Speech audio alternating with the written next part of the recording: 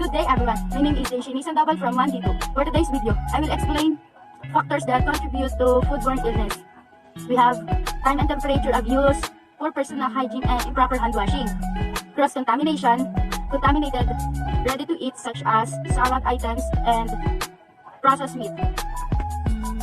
Foodborne illness, also foodborne disease, and colloquially referred as food poisoning, is any illness resulting from the spoilage of contaminated food, pathogenic bacteria, viruses, or parasites that contaminate food, as well as prions, the agent of mad cow disease, and toxins such as aflatoxin in peanuts. We have causes of foodborne illness. Contaminated foods and beverage sicken an estimated 48 million Americans each year. The 5 bugs most likely to cause an outbreak: norovirus, salmonella, clostridium, perfringens, E. coli, and campylobacter. How to measure food temperature. First, use an approved temperature measuring device that measures temperature from 0 Fahrenheit to 220 Fahrenheit. Second, locate the sensing portion of the measuring device. Third, calibrate the measuring device using the ice or boiling point method. Fourth, clean and sanitize the probe of the temperature measuring device according to procedure. Fifth, measure the internal temperature of the food by inserting the probe into the center or in the thickest part of the item or food. When and how to calibrate a thermometer. Thermometer should calibrated before use, if dropped, and after storage time. In most applications, a thermometer should be within 1 degree Fahrenheit when compared to the thermometer used for calibration. And how to calibrate thermometer. First, adjust the thermometer so it reads 32 degree Fahrenheit or 0 degrees. Next is hold the calibration nut securely with wrench or other tool, and last rotate the head of the thermometer until it reads 32 degree Fahrenheit. When we should calibrate thermometer. If the thermometer is ever dropped, you should go ahead and calibrate it. If a thermometer is going from a wide variety of temperature from freezing to boiling temperature, it should be calibrated. And lastly, every time you invest new thermometer, we should calibrate it before using it. And why do we need to calibrate a thermometer? It is necessary to calibrate a thermometer to assure accurate readings, as the accuracy of the thermometer can drift over time. And what happens if we don't calibrate thermometer? If we cannot calibrate an inaccurate thermometer, we should replace it. Why? Because our business may receive inspection violation for using inaccurate thermometer. Importance of hand washing and good personal hygiene. Washing hands can keep you healthy and prevent the spread of respiratory and diarrheal infections from one person to the next. Hand washing is one of the most important things that we can do to avoid getting sick. Washing hands helps prevent you from getting sick and also reduces the spread of germs to other people. Washing hands with soap and water is the best way to reduce the number of germs on them. Good personal hygiene is one of the best ways to protect yourself from getting illnesses such as gastroenteritis and the common cold. Washing your hands with soap removes germs that can make you ill. Maintaining good personal hygiene will also help prevent you from spreading diseases to other people. Even healthy humans be the source of harmful microorganisms. Therefore, good personal hygiene is essential for those who handle foods. Desirable behaviors include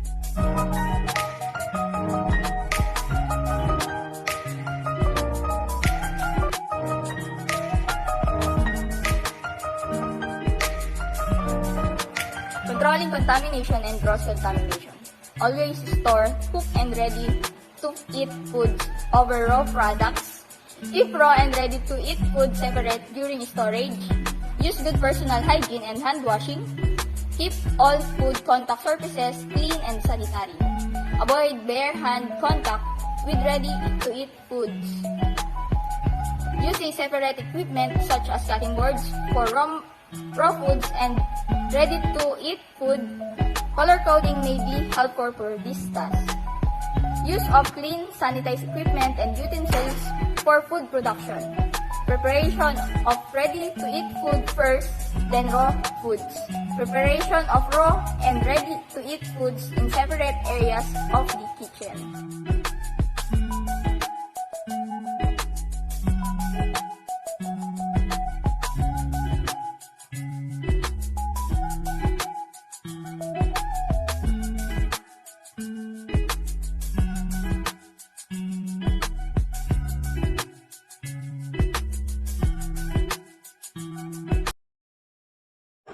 Biological hazard.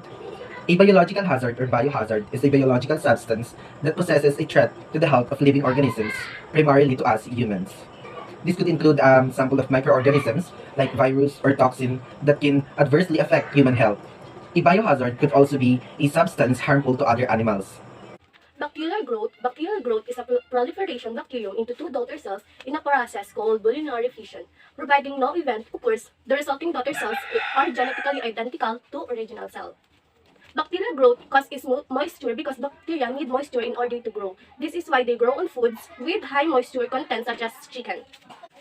Bacteria do not grow and multiply the same way as animals or humans. They take in nutrients and reproduce by dividing. One bacteria splits and become two bacteria to become four, become eight, and so on. Doubling can occur quickly if the conditions enough nutrients, proper temperature, adequate moisture, and etc. To keep food safe, remember to keep foods out of the temperature danger zone, and if your food is out, make a habit of getting cold food in the refrigerator within 2 hours. Hot food should be cooled quickly and put away in the temperature as well. What is chemical hazard? Chemical hazard is a substance that has the potential to cause harm to life or health. Chemicals are widely used in the home and in many other places.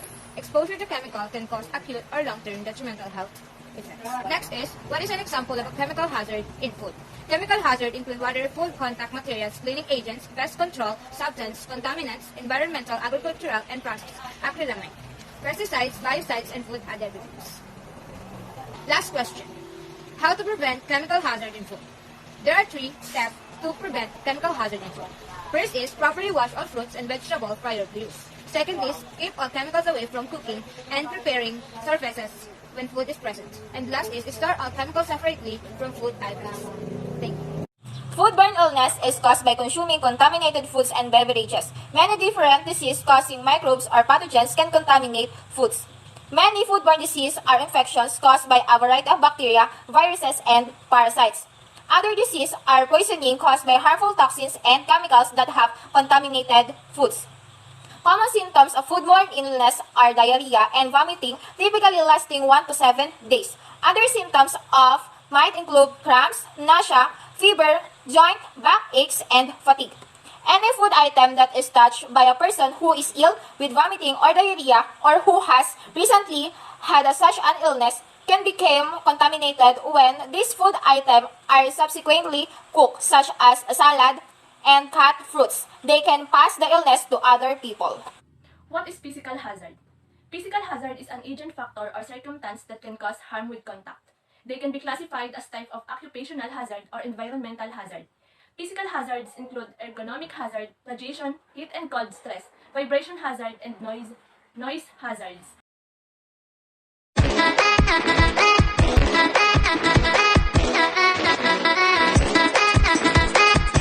Pests are one of the many nuisance that can disrupt your place of business. They may seem harmless, but they can create a multitude of issues, ranging from contamination to added cost. No one is entirely immune to infestation, regardless of how tidy your warehouse may be.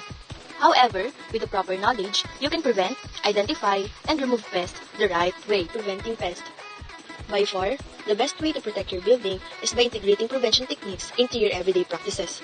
This is both a critical step and effective strategy when it comes to avoiding pests. Routine cleaning is a must, but there are also some specifics that can aid in deterring animals or insects. Here are some prevention methods to practice at your facility. Remove any sources of food, water, or shelter. Store items in safe and enclosed containers. Dispose of garbage regularly with a tightly closed lid. Reduce clutter or areas where pests can hide. Seal and close off any cracks or holes to eliminate outside entry. And perform routine cleaning and surveying from the roof to the basement floor. Infestation identification. Pests are any animal or insect that can have a harmful effect on humans and living conditions. Their impact levels can range from a mere annoyance to a deadly disease. Here are some of the most common pests you may run into.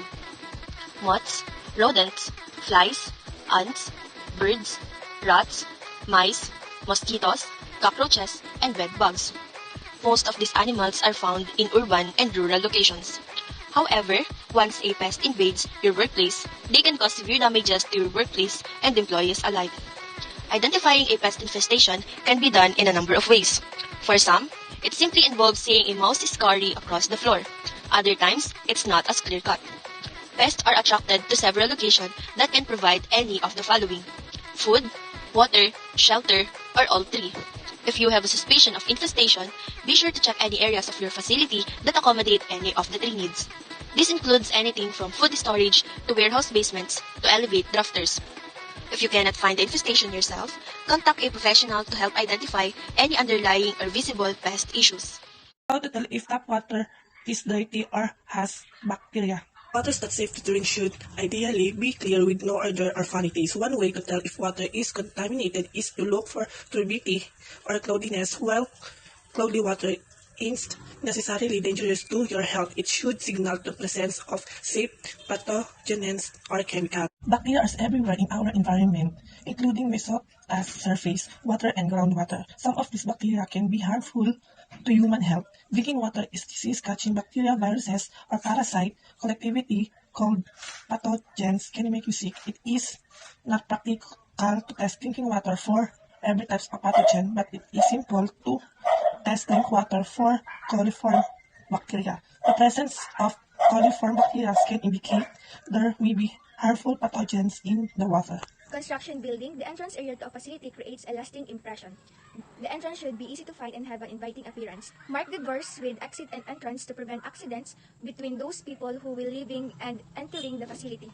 When it comes to floor, in any food preparation area and washing area, it is better to use the asphalt tile, terrazzo tile, quarry tile, concrete, and ceramic tile. And avoid using wood, vinyl, and carpet because it is prone to bacteria and it is not easy to clean, and also it absorbs water and other forms of contamination.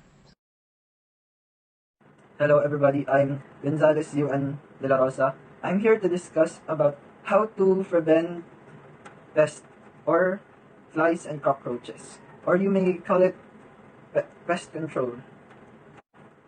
Does your home have a swarm of flies and cockroaches? Here is what you can do to prevent them.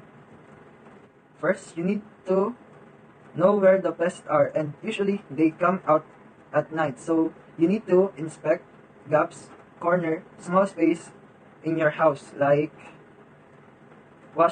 back of your washing machine or fridge. And flies can be seen in rotting and decaying organism. And some holes have a lot of cockroaches, flies, so you can know where the pests are. Flies usually live, mate, and grow in rotting and decaying organism, so they can carry bacteria. After looking at the gaps, corner, and small space of your home, to exterminate them is using pesticide and insecticide and other products for pests. Remember, there are different types of fly, and you need other pesticides to exterminate them. Example, insecticide work on house flies but not in fruit flies. And if you learn the proper control product, you can start preparing things you need. First is gloves, mask, or much better, a bodysuit, and a spray pest control products. All set? Good. Put the pest control product in the spray. The amount you're gonna put is based on what the labels say. After putting the control product in the spray, you need to add water. Next, you will spray the gaps, the corners of your house, a broken window, the corner of your door, the back of your fridge, or other spaces that may contain cockroaches and flies. And how you spray it, you need to spray directly to the small gaps and spray outside where the other areas will get wet, so if some insects manage to get out, the product will still affect them. Remember to never squish or step on a cockroach, because if you squish them, the egg will be squished as well, and the babies will be all over the place. And you need to leave it for a day or two to really exterminate every pest. After doing that, you will have a pest control environment. Proper waste disposal involves committing to waste segregation. The leftover waste can then be sorted into organic waste, inorganic waste, non-recyclable materials, and even compost that can be packaged and sold. Waste disposal is an activity that is directly responsible for much environmental damage, and locating waste disposal sites, determining what waste materials were disposed of through time and exactly where, and determining ownership and whether disposal methods were proper or improper are important issues in environmental litigation.